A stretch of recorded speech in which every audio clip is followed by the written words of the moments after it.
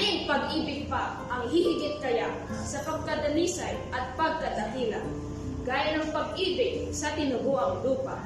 Aling pag-ibig pa? Wala na nga, wala.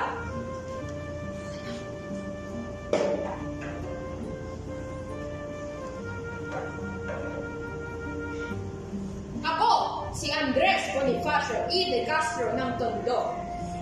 Itinatag ko ang kataas-taasan, kagalang-galang katipunan ng anak ng bayan. Kinilala bilang KKK o Katipunan. Kinilala ako bilang ama ng revolusyon dito sa Pilipinas.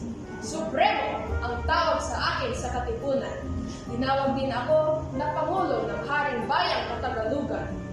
Sa aking mga likhang panulat, kilala ako bilang may pag-asa at agapito bagong bayan. Sa aking paglisan sa sintang lupang sinilangan, baon ko ay lungkot at pag-asa.